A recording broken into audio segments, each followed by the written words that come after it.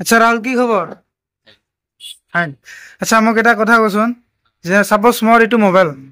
লকটো পাহৰি গেলো তে লকটো পাহৰি খুলি দিও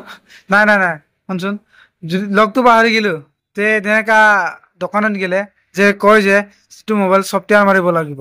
কি সঁচাকে সফটওয়্যাৰ মাৰিব লাগিব নাই কিবা কৰিব লাগে মানে এই লকটো খোলাৰ কাৰণে যেনেকা পাহৰি গেলো কি বুলি কবা সফটওয়্যাৰ খুলিব মানে যাব কিছুমানে সফটওয়্যাৰ খুলিব লাগিব বুলি কয় নেকি একচুয়ালি এই লকটো খোলাৰ কাৰণে মানে it's a good question simple ঠিক আছে বুজাই দিছোন মোক অলপ আচ্ছা সাপোজ এই মোবাইলটো লক হৈ গল তুমি পাসওয়ার্ড পাহৰি পাইছা পাসওয়াৰ্ড প্যাটাৰ্ন বা এনি লক ইয়েস ইয়েস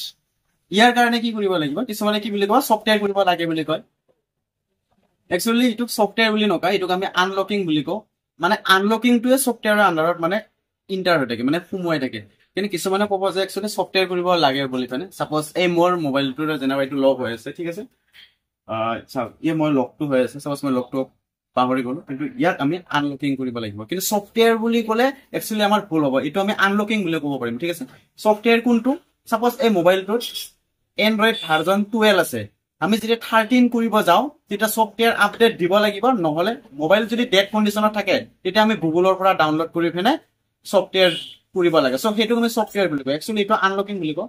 জাস্ট সিম্পল ভাষাত মই বুজাই আছো আপোনালোকে বুজি পাব সিম্পল ভাষাত ঠিক আছে যদি কিবা লম বুলি ভাবে তেতিয়াহলে তামুল টেলিকম আপোনালোকে ফলো কৰিব যদি ফেসবুকত চাই আছে ইউটিউবত চাই আছে যে সাবস্ক্ৰাইব কৰিব ঠিক আছে মোৰ তাত টেকনলজি সম্বন্ধত আপোনালোকে ৰিলেটেড নলেজ বিলাক পাব সিম্পল ভাষাত মই বুজাই দি আছো চাব ঠিক আছে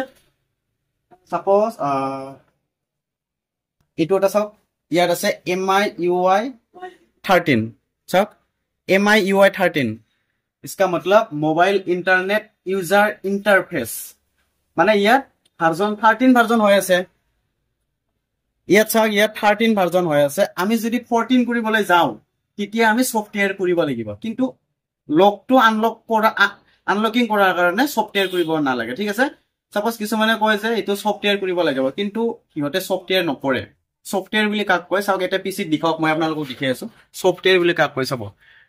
মই যদি ইয়াতে যদি এটা নিউ ট্যাব খোলো এটা কম্পিউটাৰ ঠিক আছে সাপোজ মোৰে মোবাইলটো ঠিক আছে ইয়াৰ মডেল হল Redmi Note 9 ঠিক আছে ইয়াৰ মডেল হল Redmi Note 9